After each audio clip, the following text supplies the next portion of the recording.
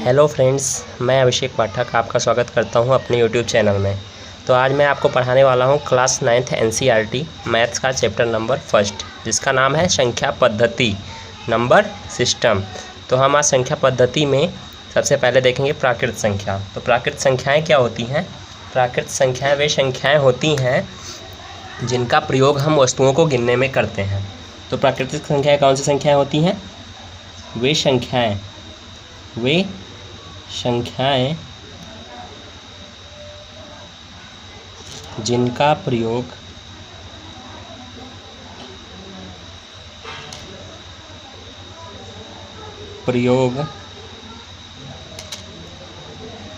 हम वस्तुओं को गिनने में करते हैं।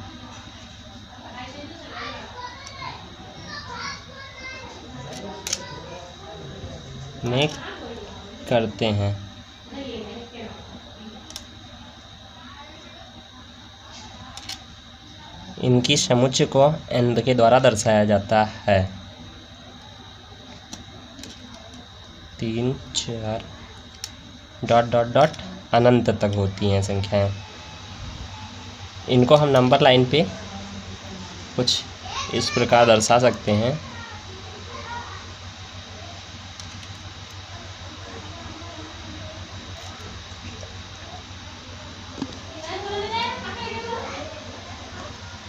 तो अब हम बात करेंगे पूर्ण संख्या की। तो पूर्ण संख्या क्या होते हैं?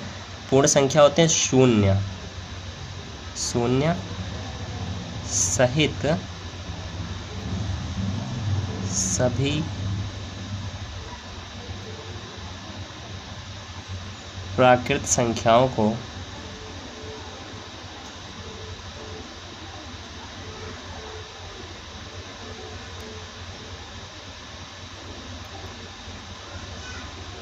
पूर्ण संख्या कहते हैं। इनके जो समुच्चय होते हैं इनको W से दर्शाया जाता है।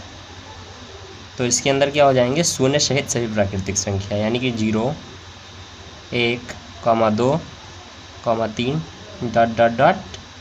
इनफाइनाइट तक। ठीक है। तो शून्य की आवश्यकता हमें क्यों पड़ी? क्योंकि प्राकृत जो संख्याएं थी वो हमारी गणित की मौलिक आवश्यकताओं की पूर्ति के लिए पर्याप्त नहीं थी। ठीक है। उदाहरण के लिए हम जैसे लेते हैं समीकरण x + 5 = 5। तो इसको प्राकृतिक संख्याएं संतुष्ट नहीं कर सकती थी, क्योंकि x की जगह अगर हम कोई प्राकृतिक संख्या लेते हैं, जैसे हम 1 लेते हैं तो 1 + 5 = 6 हो जाता था। ठीक है। 2 ले लें तो 2 + 5 = 7 हो जाता था। इसी प्रकार यदि हम कोई भी प्राकृतिक संख्याएं लेते थे तो यह इस समीकरण को संतुष्ट नहीं करता था, इसीलिए हमें शून्य की आवश्यकता पड़ी। अब हम शून्य लिखेंगे यहाँ पे, 0 + 5 = 5 होगा। तो जो शून्य थी हमारी गणित की मौलिक आवश्यकताओं की पूर्ति के लिए पर्याप्त थी। ठीक है। और शून्य सहित सभी प्राकृतिक संख्याओं को हम पूर्ण संख्या कहते हैं। और पूर्ण संख्या को हम नंबर लाइन पे कहाँ दर्शा सकते हैं? यहाँ पे। ठीक है। शून्य सहित सभी प्राकृत संख्या। ओके। अब हम देखते हैं कि पूर्णांक क्या होते हैं। तो पूर्णांक देखने से पहले हमने शून्य के बारे में बात कर लिया है, और अब हम बात करेंगे धन पूर्णांक की। तो धन पूर्णांक जितनी भी प्राकृतिक संख्याएं होती हैं ये धन पूर्णांक होती हैं। अब हम बात करेंगे ऋण पूर्णांक। तो ऋण पूर्णांकों की आवश्यकता क्यों पड़ी? क्योंकि यदि हम किसी बड़े धन पूर्णांक में से छोटा धन पूर्णांक घटाते हैं, ठीक, तो हमें एक धनात्मक यानी कि धन पूर्णांक ही प्राप्त होता है। ठीक है। धनात्मक संख्या प्राप्त होती है। लेकिन यदि हम छोटे धनात्मक पूर्णांक में से बड़ा धनात्मक पूर्णांक घटाएं तो क्या प्राप्त होगा? ठीक है। तो जो ये संख्याएं थी, जो धनात्मक पूर्णांक थे, ये इसको परिभाषित करने के लिए पर्याप्त नहीं थे। ठीक है। तो गणित के विस्तार के लिए ऐसी संख्याओं की भी आवश्यकता हुई जो इसको परिभाषित कर सकें। तो इसके लिए ऋण पूर्णांकों को प्रयोग में लाया गया। जैसे 5 में से 7 घटाएंगे तो क्या मिलेगा? -2। अतः बड़े पूर्णांक में से छोटे पूर्णांक को घटाकर उसका चिन्ह ऋण कर देते हैं। ठीक है, बड़े पूर्णांक में से छोटे पूर्णांक को घटाकर क्या करते हैं, हम धनात्मक संख्या प्राप्त करते हैं, और छोटे पूर्णांक में से बड़े पूर्णांक को घटाकर उसको हम ऋण कर देते हैं, उसकी साइन चेंज कर देते हैं, इसलिए हमें ऋण पूर्णांकों की आवश्यकता हुई। तो अभी तक हमने जाना कि धनात्मक पूर्णांक क्या होते हैं, ऋण पूर्णांक क्या होते हैं और शून्य पूर्णांक क्या होते हैं। तो हम जानेंगे पहले पूर्णांक ही क्या होते हैं। तो पूर्णांक, तो इन तीनों चीज़ों को जानने के बाद हम कह सकते हैं कि धन पूर्णांक,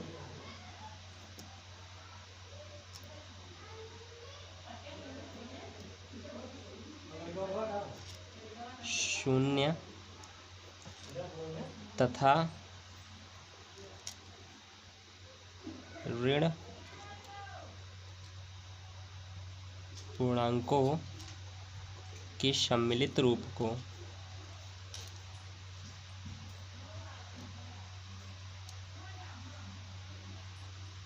इस सम्मिलित रूप को पूर्णांक कहते हैं।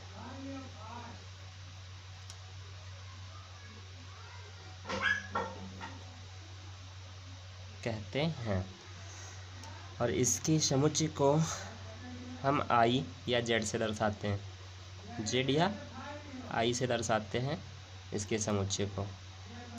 इसके समुच्चय में जैसे जैसे जीरो के बाद -1 ऋण पूर्णांक भी सम्मिलित होंगे। इसमें क्या कहा गया, धन पूर्णांक, तो धन पूर्णांक में 1, 2, 3 यानी कि सभी प्राकृत संख्याएं क्या होंगे, ये धन पूर्णांक होते हैं। सभी प्राकृत संख्याएं क्या होती हैं, धन पूर्णांक होती हैं। तथा और ऋण पूर्णांक, तो ऋण पूर्णांक क्या होंगे, जो शून्य के बाईं ओर की संख्याओं को हम ऋण पूर्णांक कहते हैं और शून्य के दाईं ओर की संख्याओं को हम धन पूर्णांक कहते हैं। तो धन पूर्णांक, ऋण पूर्णांक और शून्य के सम्मिलित रूप को क्या कहते हैं, पूर्णांक कहते हैं। तो इसको हम संख्या रेखा पर कैसे दर्शाएंगे, इसको संख्या रेखा पर हम इस प्रकार दर्शाएंगे, शून्य, धन पूर्णांक तथा ऋण पूर्णांक के सम्मिलित रूप को क्या कहते हैं, हम आई कहते हैं। क्या कहते हैं, आई मीन्स इंटीजर कहते हैं। अभी तक हमने देखा कि प्राकृत संख्याएं क्या होती हैं, पूर्ण संख्याएं क्या होती हैं, पूर्णांक क्या होता है, और इनको संख्या रेखा पर भी हमने दर्शाना सीखा। और अब हम बात करेंगे वास्तविक संख्याएं क्या होती हैं। तो जो वास्तविक संख्याएं हैं, तो वास्तविक संख्याओं में देखते हैं, वास्तविक संख्याओं में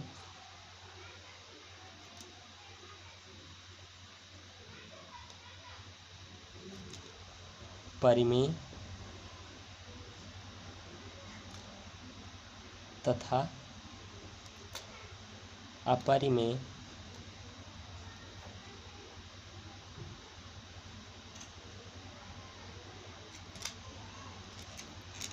दोनों प्रकार की संख्याएं आती हैं, दोनों प्रकार की संख्याएं आती हैं। तो इसकी परिभाषा हमने क्या बताई कि वास्तविक संख्याएं जो होती हैं, वास्तविक संख्याओं में परिमेय तथा अपरिमेय दोनों प्रकार की संख्याएं आती हैं। तो हम बात करेंगे कि ये परिमेय संख्याएं क्या होती हैं। तो आइए हम देखते हैं। तो परिमेय संख्याएं वे संख्याएं होती हैं जिसे p/q के रूप में लिखा जा सके और जहां p तथा q पूर्णांक हो और q नॉट इक्वल टू 0 हो। एग्जाम्पल के लिए हम देखते हैं 7, तो 7 को हम p/q के रूप में लिख सकते हैं। किसी भी संख्या के हर में 1 लिखकर हम उसे p/q के रूप में लिख सकते हैं। ठीक है, परिमेय संख्या के रूप में लिख सकते हैं। -7/5, तो ये भी परिमेय संख्या के रूप में लिख सकते हैं।